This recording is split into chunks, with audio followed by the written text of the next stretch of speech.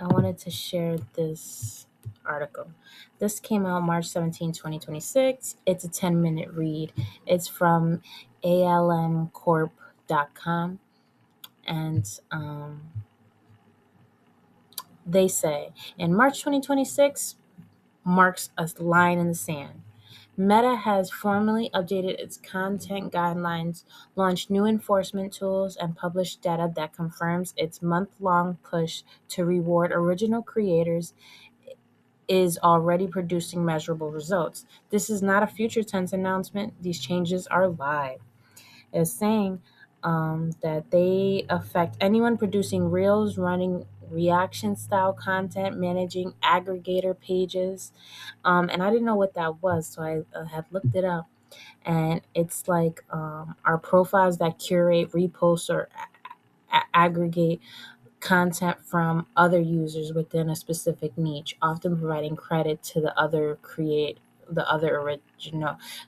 original creator. So that's really big on YouTube when people are like mashing up TikTokers, which I appreciate those because I don't have TikTok. But I guess they drew a line in the sand. Meta's push to protect original content did not begin in early 2026. It is the latest chapter in campaign that has been running since at least mid 2024.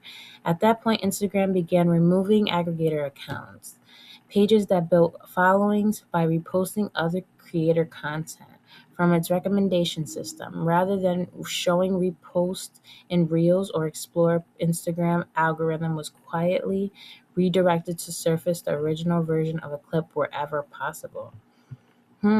So they want people to be more original. They want people to stop taking other people's account, and I guess I'm reacting to it, kind of like what I'm doing with this article. I'm reacting to it.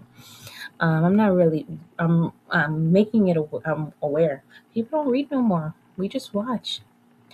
Um, the March 2026 update is the most comprehensive step yet. It introduces updated written guidelines, new enforcement mechanisms, and expanded protection tools, all aimed at completing what Meta started. The clearest thing Meta has done with this update is define what original content actually means in its system.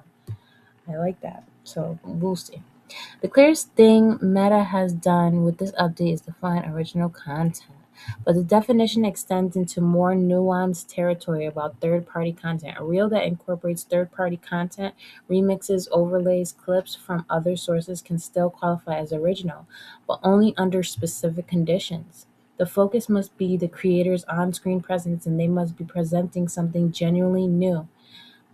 Meta is specific about what genuinely new looks like. It means fresh information, fresh analysis, or substantial improvements to a storyline. The creator must be adding value that did not exist in the original clip. So basically, what they're saying, and when people are showing like a video about like a relationship advice, they are not just saying like, just listening. There's some people that are just like, and then it goes on to the next one. And it goes on to the next one. And I was just like, yo, they are making bank off of that. I wonder if YouTube's going to do that. Is YouTube the same as Meta? Let's see. Because there's like umbrellas, YouTube. Sorry, Bing.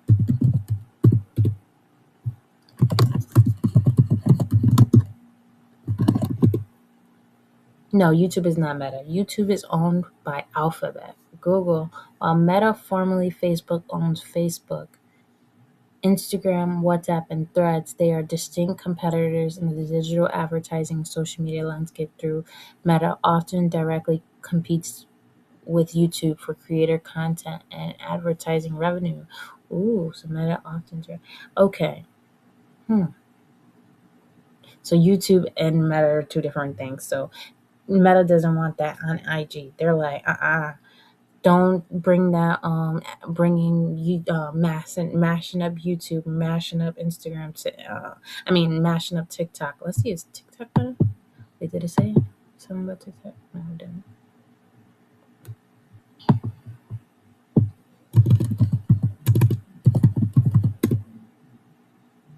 No, TikTok is not owned by Meta. TikTok is owned by the Chinese. Oh yeah, we know that. Oh, we know that. Oh, but yeah. So I'm sharing that. Yeah. So okay, let's get back to the article. They don't want those mashups. Sorry, Chloe, support agent. Thank you. You're beautiful though. The distinction Meta is making is between transformation and decoration. Hmm. There's the big difference. People do that. I've seen some people they have like their room, like a AI room that looks so poppin', and then it looks like they have their vanity and everything like that. And then it's just like reviewing it, kind of like what I'm doing here right now, but their setup is like nice. But all they're doing is just like showing the videos. But I actually enjoy those.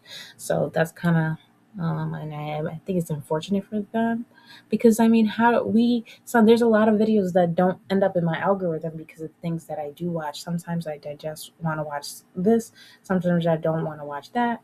And some people are not going to end up in my algorithm. So I don't know how I feel about this. Adding a border to okay, this is funny. Being present in the frame is not enough. Adding a border to a clip, inserting captions over someone else's video, slowing down or speeding up the playback, re-uploading a post the account had no role in creating. None of these qualify. These are classified explicitly as low value changes that do not transform the source material in any meaningful way. I respect that. I bet a lot of creators are going to respect that because honestly, um, people really do work hard. Like this is like coming on screen. It's like big. You know what I mean? So thinking of content and taking your energy and doing it, and somebody just um, taking minimal energy, just being present and showing that it's different. So and people probably get different funds too. I don't know. The updated guidelines make the standard plain. The updated guidelines make the standard plain. When creators transform content with genuine creativity, their videos become eligible for recommendation in Reels and Feed and may benefit from increased distribution. When they do not, they face deprioritization. And if the pattern continues, their account can be deemed non-recommendable and demonetized. Yikes! Nobody wants that. Nobody wants that. What counts as unoriginal and why the list matters. Re-uploading existing content. Yeah. And it's crazy because people are not even scared of that. I was really like, that's why I'm like, if that was that, if honestly, if I'm not kind of down people that do that because honestly, I enjoy the content that other people do. Like I said, I don't have TikTok and I don't plan on getting TikTok. So the people that do upload those TikTok videos, I appreciate them. So I'm not downing it, but it is easy. And I was like, if I had the gall to do that, I would have did that because honestly, people they're blowing up. They have a lot of followers and stuff like that. And honestly, um, be like, true, it's a wave. It's a wave, honestly. And Meta's like, no, it's not. We got the line, Jazz. It's not. Reaction content without genuine contribution. Yeah, some people really just be like eating chips. That's another one. That's a funny one. When they have the video up and they're just eating chips. And honestly, it'd be funny. Or there's another guy. He be watching videos, but he be saying things, and I feel like that's genuine because he be making me laugh. But there really be just people that would just be like looking at it or just be like nodding their head and really don't be saying anything. Or at the end, they do say stuff. I wonder if that's going to match up. But honestly, if it's only like 5 minutes of words, because it takes a lot to get out there. That's why now everybody wants to be actors and stuff like that because we can press pause and press play and edit what we want to be seen and what we don't want to be seen. Speaking of stitching or montage formats built from other clips, compiling clips from other creators and presenting them as a listicle or montage without meaningful original narration or transformation is unoriginal. Yeah. So they're gonna get a lot of those TikTokers. I mean, not the TikTokers, those YouTubers that do that for the TikTokers. Um, that's unfortunate. But some of them, they do be talking. But sadly, I don't be listening. I don't be watching them to listen to them talk just because they don't be talking that long. Or they don't really be having, they do be having a view. But most of the video be the TikTokers, and that's what I'll be watching them for because that's what their video is mostly for. Watermark content from other platforms. A visible TikTok, YouTube, or platform watermark on a video is a signal that content has been ported over rather than created directly for. Okay, yeah, they're like, you need to use our content here. That's honestly, I really don't um haven't seen the. Uh, I haven't really seen these kind of things on Instagram, but then again, I don't be on Instagram like that, so I don't know. Spammy captions and manufacturing engagement. Well, while not a content format issue per se, accounts that have been building reach through fake engagement or keyword stuffed captions faced with the same enforcement track demonetization and reduced distribution because these behaviors co-occur with. Oh, you know what is another one? So for really short, I was like dabbling in different things, and I have an Instagram. I'm out of breath, but let me catch that. So yeah, so I posted a nice I was posting like more like motivational things and stuff like that. A woman like women working out, but like AI generated. I was messing with the AI, and some lady sent me a DM, was like, "Oh, I love your thing. Send it to me so I can post it on my thing, so I can get you followers and stuff like that." And I was just like, "Oh, I thought really thought she was being genuine. I had no followers, so I was like, "Oh shoot, I'm reaching people. What?" And she said, "Yeah, and then you can see the feed or what have you or something like that." I was like, "Oh, okay, I see how it is working." Anyway, the consequences, what actually happens to unoriginal accounts. Yikes. Understanding the penalty structure, Matt. I wonder, did they send this out? I know they sent the email and they were like, changing your terms and conditions. We always do this. Nobody updates it. Nobody reads it. People that are doing this, oh, they're going to be sad. They're going to have videos soon like, hey, Instagram deleted my account. Blah, blah, blah. They did not know. They did not read this article.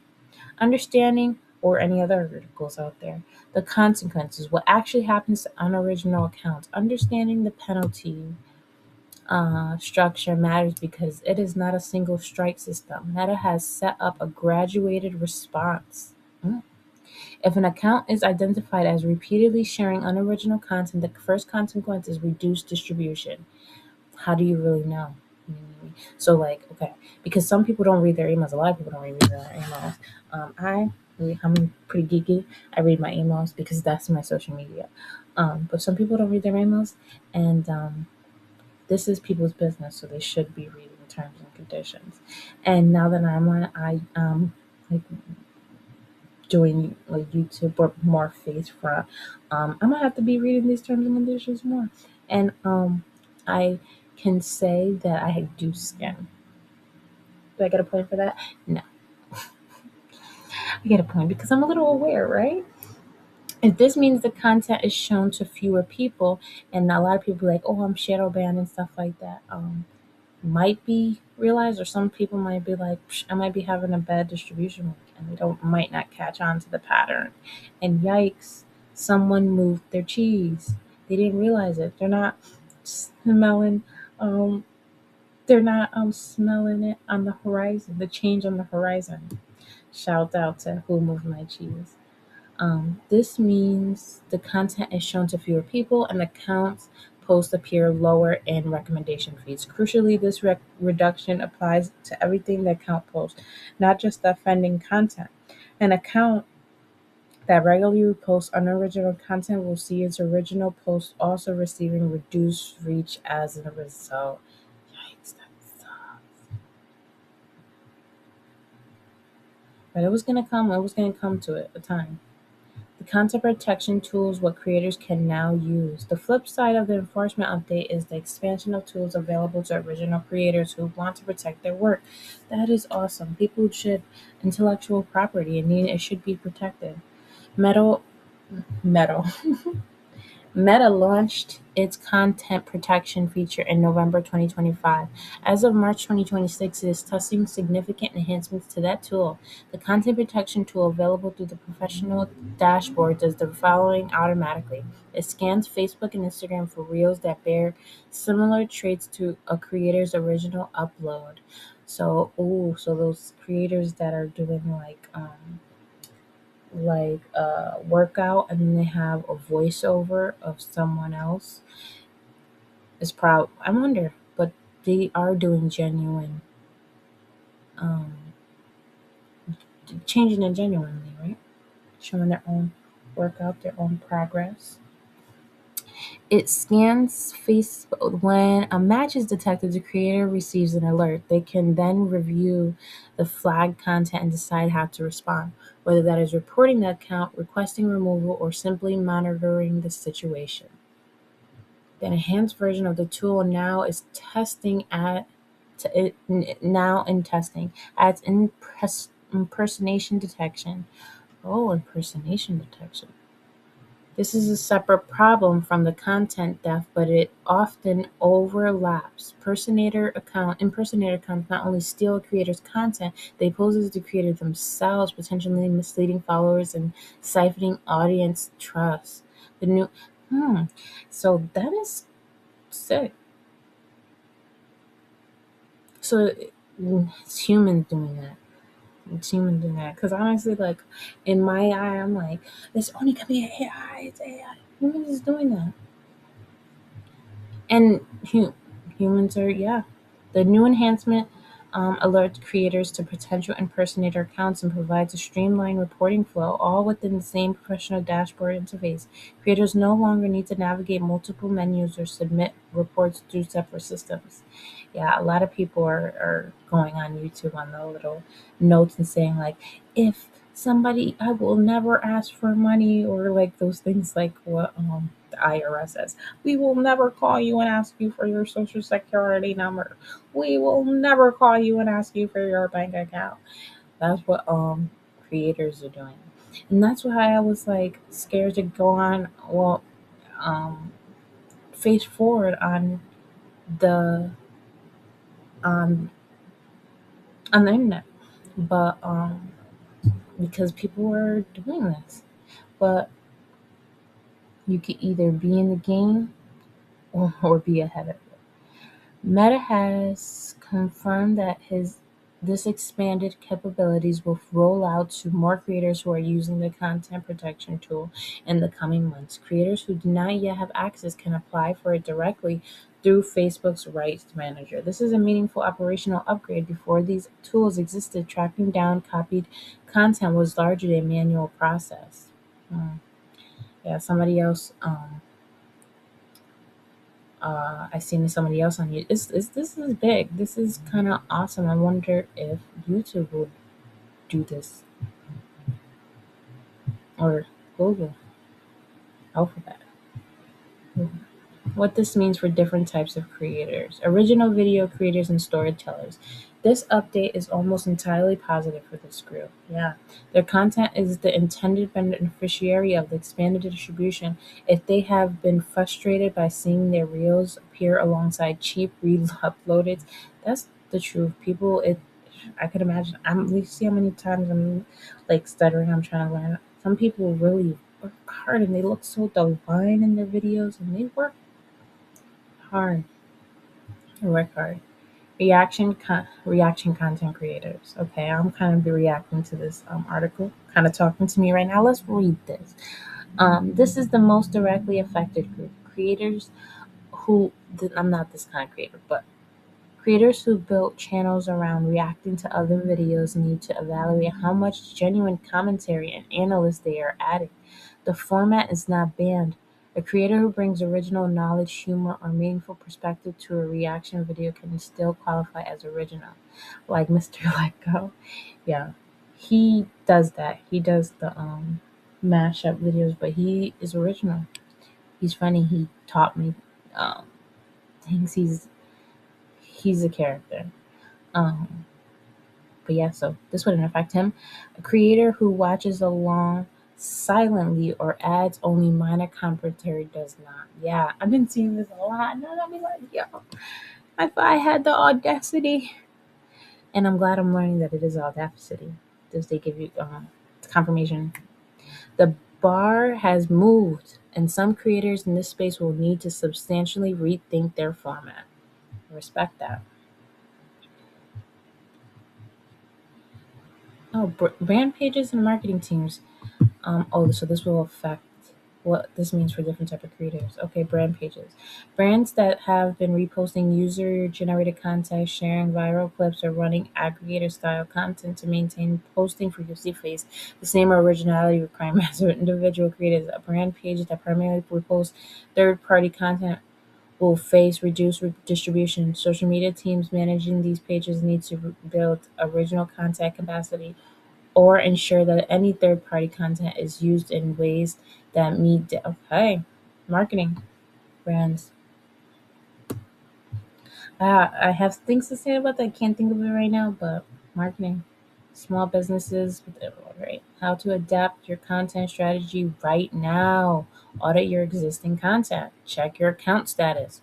Reframe your reaction or commentary content. Stop borrowing from other platforms. Use content protection if you are an original content. Think in terms of publishing cadence versus quality. Invest in your own storytelling. Meta has flagged that authentic storytelling resonates with audience and performs better in the feed. Authentic in this context means content that could only come from you, your perspective, your experience, your expertise. The more your content is tied to something irreplaceable about your presence as a creator, the more it aligns with what Meta system is designed to surface. The creator burnt out question. One consequence of these changes that deserves honest discussion is what happens to creator output and burnout.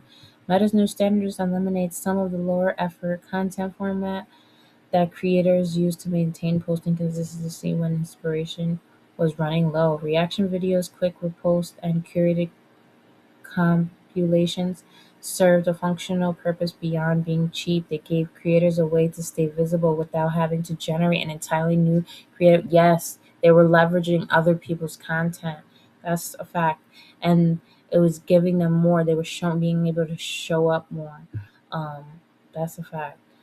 Um, Meta's position implied by its investment in distribution for original content is that quality and genuine value will be. I'm just thinking because this is reminding me that they're like a teacher. They're like, this is like a university. They're like, no, we're putting it through copyright things. Remember when before it was the teacher had to be smart and on it and had to read every book in the read every book and read every essay and know how everybody's handwriting looked. Then I graduated to where they could put it through systems and stuff like that. Now Meta's like, that's what this reminds me of. The bigger picture, why Meta is making these changes, it's a given. It's a given, Meta. But let's see. These updates and these updates are best understood as part of Meta's long-term strategy to maintain platform health and compete for creator talent against TikTok, YouTube, and emerging platforms. Excuse me. And I like that. I actually like that because Meta's saying, come on, show us more. Dig deep. The logic is straightforward. Original creators are a platform's most valuable asset. They generate the content that attracts and retains audience. When cheap repost crowds out original work, original creators have less incentive to keep publishing.